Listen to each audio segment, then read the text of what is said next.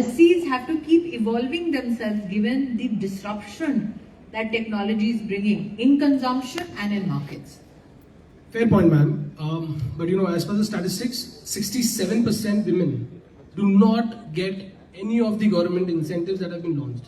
What do you think, and how do you want to? So, suppose, for example, I never did business by approaching the government. I've run good, very profitable enterprises. I have never failed at a business. So what are those maybe three? So the issue is, just because 67% women are not approaching a particular department, does that make them entrepreneurially redundant? It does not. The government is available, systemic support is available, credit is available. It is how you approach that credit, that institutions. For instance, in 2014, Prime Minister Modi started the Jan Dhan Yojana. At that time, one did not envisage that 250 million women did not have a bank account. Now, to establish creditworthiness, the fact that you're missing from a financial institution in terms of an identity itself creates a problem. Now, 300 million women took loans under Mudra Yojana.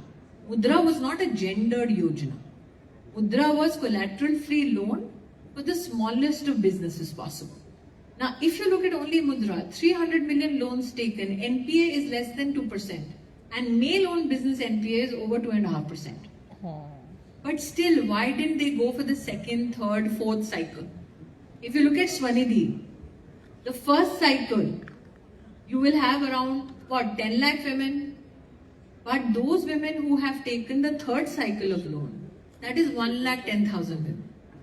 So for you to be credit worthy and to sustain yourself in a business, you need to make sure that you're consistent in your effort. And that effort, that challenge is a daily struggle. We know it, irrespective of man, woman.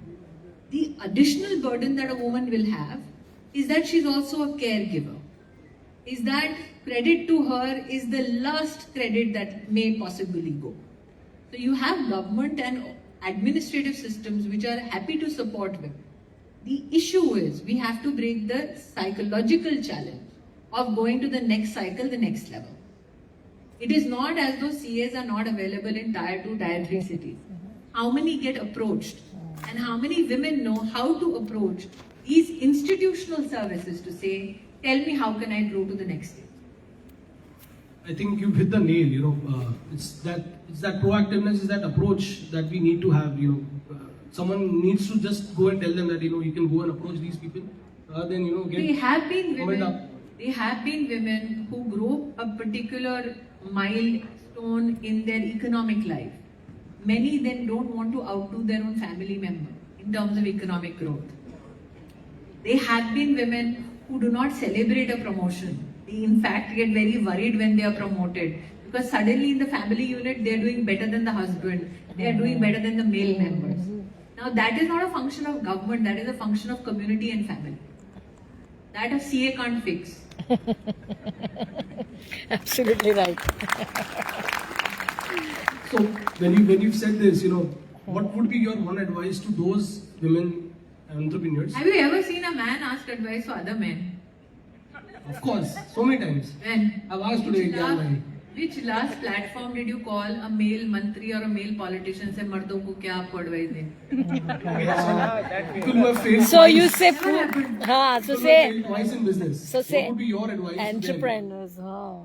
One of the Gender nahi kya misconceptions about success is that it is bereft of failure. We have to teach families, communities, youngsters that for you to succeed, it is essential for you to fail. Because success is not a happenstance. Success is consistent effort.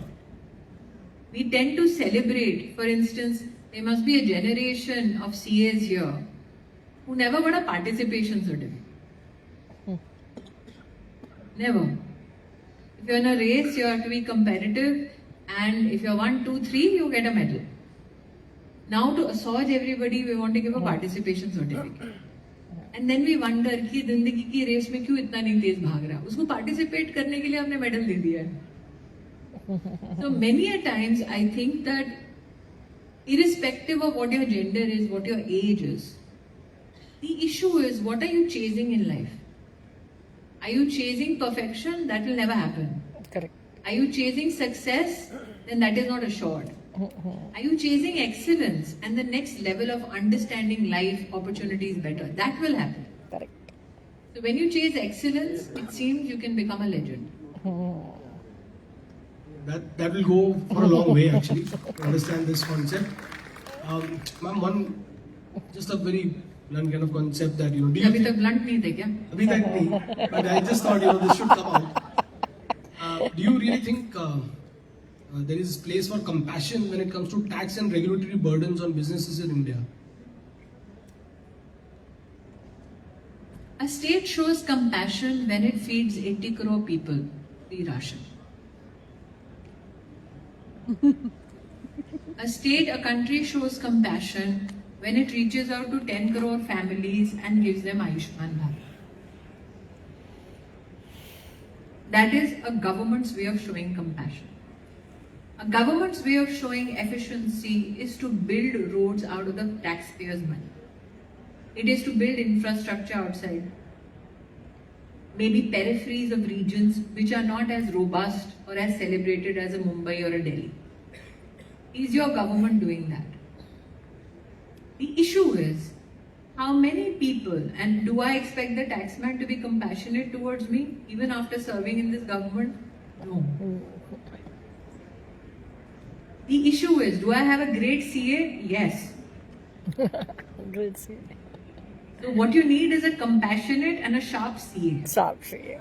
He will take care or she will take care of the taxes. How do we?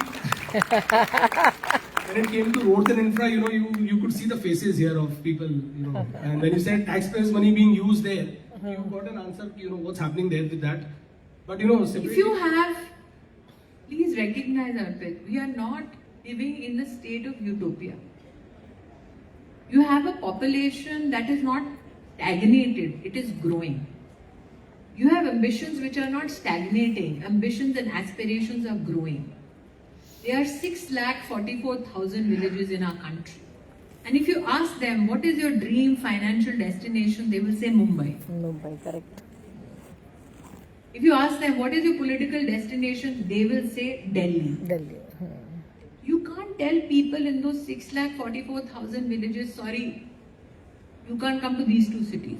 That is not how democracies work.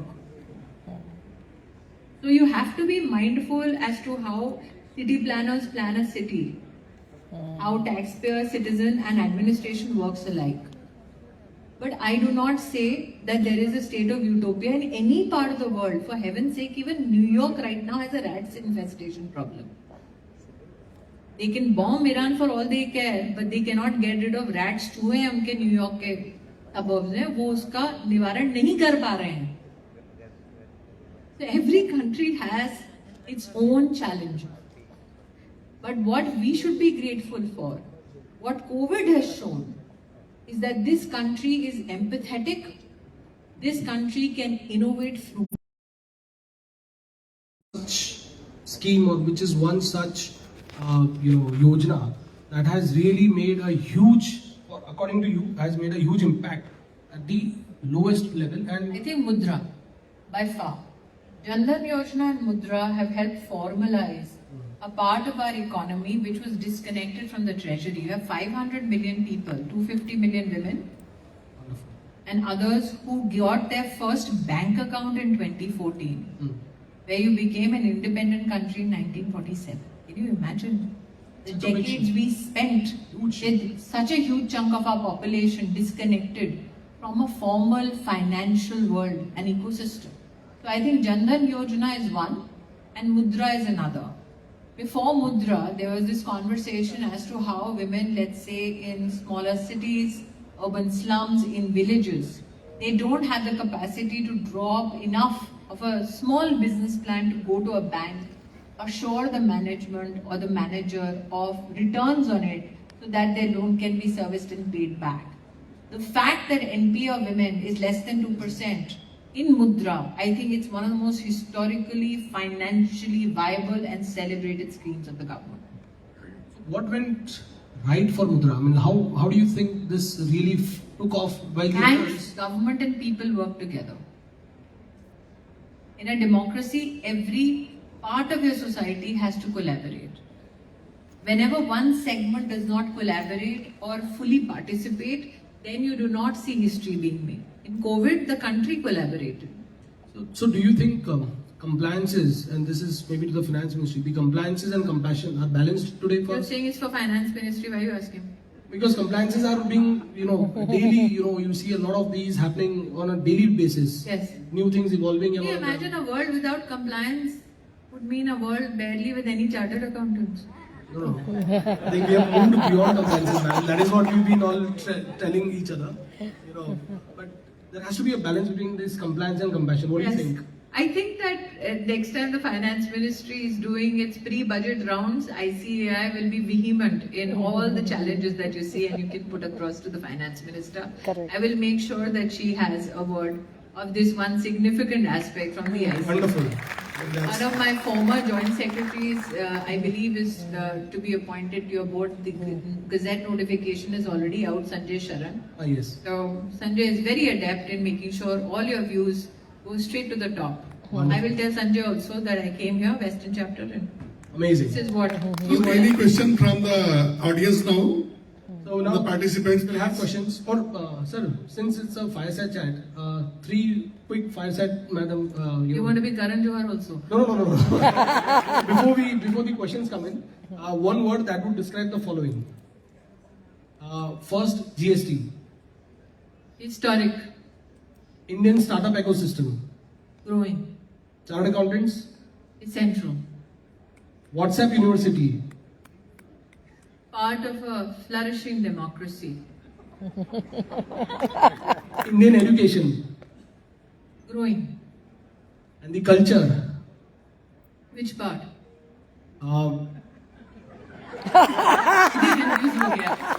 I can't go beyond because I was discussing something with ma'am because she's been the Minister of Education here in India. I think fabulous job that you had done, madam, and I had the greatest privilege of writing what is now called the National Education Policy. absolutely. Wow. I think let's have a huge round of applause for that.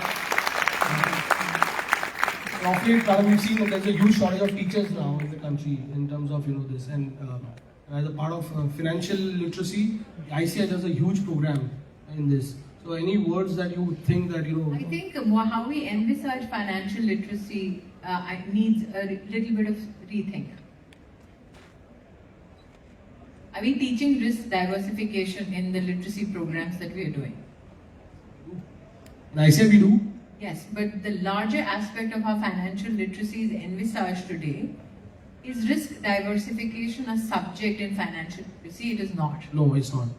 Second, are we teaching organization of various kinds of companies in financial literacy? Are we teaching impacts of, let's say, compliance and certification burdens is what you talk about? Ours is a country of 16,000 dialects and 125 recognized languages. How much of that communication is available in those languages and dialects? We had over 425 languages which are rare and extinct and gone almost. How much of our fiscal knowledge systems were available in those languages that we have collated? And you कोई सज्जन वहाँ बैठे थे Yes. Shirt में उन्होंने Anyone who wants to have questions, उसका please? से हाथ उठाया था. Yeah. Mic ले जाना, please. Then there's a lady here.